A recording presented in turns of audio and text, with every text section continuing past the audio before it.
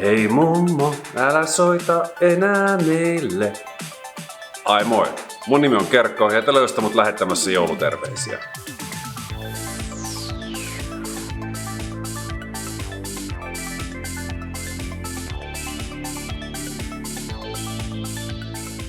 On jälleen se aika vuodesta, kun lumiukot kävelee ilmassa ja hei tonttuukot hyppikää. Juhlan kunniaksi tarkastellaan modernia jouluklassikkoa, joka on myös yksi aikakautensa ikonisimmista pop-biiseistä. George Michaelin ja Andrew Ridgeleyn eli Whamin esittämä Last Christmas on kaihoisa tarina menetetystä rakkaudesta. Tätä aihetta tutkitaan myös kappaleen musiikkivideossa. Kaveriporukka kokoontuu juhlistamaan sesonkia laskettelukeskukseen. Kohdatessa halaillaan ja vilkutellaan kuin kliseisimmässä TV-mainoksessa. Lämmin tunnelma jatkuu hiihtomajassa, kun George ja ex-tyttöystäväksi paljastuva Irma ottavat sattumalta lähikontaktia joulukuusen koristelun lomassa. Yhdestä katseesta jo näkee, että molemmat ovat nälkäisiä. Voisi jopa sanoa, että George has wood, mutta totta kai tiedämme, että tosiasiassa hänellä on mielessä aivan erilaiset kinkut. Irma kurkottaa kuuseen, mutta kapsahtaa lopulta katajaan. Silti George mököttää samalla kun muut kirmaavat onnellisina ulos. Hei oikeesti lumisotaan? Kas kun pihalla ei ole joulupukkia poroineen, niin olta saatu mukaan vielä pari talvikliseitä lisää. Myöhemmin istutaan illalliselle ja George uppoutuu muistelemaan onnellisempia aikoja, kun pääsi vielä itse kornisti temmeltämään lumihangessa Irman kanssa. Mutta Irma on toiminut kylmäverisesti kuhertelemalla Georgin bändikaveri Andrewn kanssa. Kaiken lisäksi hän on lahjoittanut tälle Georgeilta saamansa rintakorun. Näin katkeransuloisista jännitteistä olisi varmasti saanut vielä enemmän irti. Nyt vain haahuillaan ja haaveillaan ja lopussa yksinkertaisesti lähdetään kotiin aivan kuin mitään ei olisi tapahtunut. Missä on kohtaus, jossa George yrittää vielä kerran pokata Irman? Tai tämä asetelma olisi voinut toimia toisinkin päin, että Irma tulee loppuillasta katumapäälle, mutta näkeekin Georgin jonkun toisen kanssa.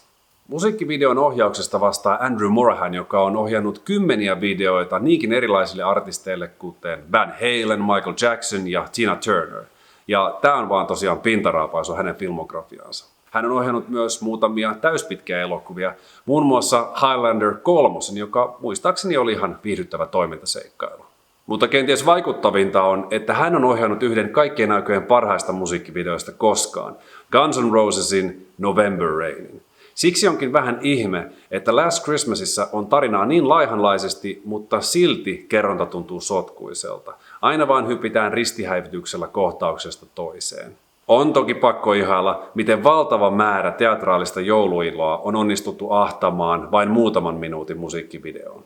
George Michaelin tuotantotiimi on tehnyt myös valtavaa kulttuurityötä julkaisemalla Last Christmasista huolella viimeistellyn 4K-restauroinnin. Kuva näyttää upean terävältä.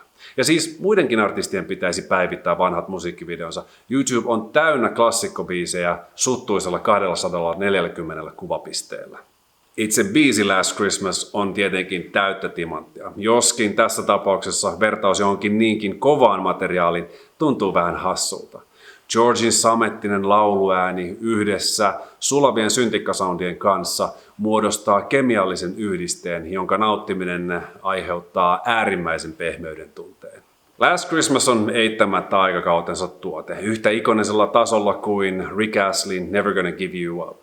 Kenties juuri tuon vahvan kasarisoundin takia yksikään moderni cover-versio ei tee kappaleelle oikeutta. Kun tarkemmin miettii, Last Christmas ei oikeastaan liity hirveästi jouluun. Se ei ole mikään vekkulitarina joulupukista, vaan karjutuneesta parisuhteesta sattumalta joulupyhien aikaan. Tavallaan siitä tulee mieleen toinenkin kasariklassikko, joka assosioidaan vahvasti jouluun. Die Hard is not a Christmas movie. Hey, I'm with you, Bruce. Mutta joulu nyt sattuu olemaan mitä erinomaisin tekosyy palata näiden klassikoiden äärelle. Last Christmas on niin kursailemattoman sympaattinen ja viaton, ettei yksikään moderni versio tosiaan voi tavoittaa samaa tunnelmaa. Silti George Michaelin perintö on edelleen voimissaan vielä loppiaisenkin jälkeen. Mun on tunnustauduttava pitkäaikaiseksi George Michael-faniksi, joten on ollutkin ilo huomata, miten uudet sukupolvet ovat oppineet antamaan hänelle arvoa niin biisintekijänä kuin laulajana. Vielä 2000-luvullakin nuo lahjat yleensä jäivät kaikkien skandaalien varjoon. Sittemmin Careless Whisper on nauttinut valtavaa suosiota TikTokissa, ja Last Christmaskin nousi ensimmäistä kertaa Britannian myydyimpien sinkkujen kärkeen vielä vuonna 2021, yli 36 vuotta alkuperäisen julkaisun jälkeen. Näin lopuksi rohkenen pyytää sinulta vielä pientä lahjaa. Muistathan tykätä tästä videosta ja tilata mun YouTube-kanavan.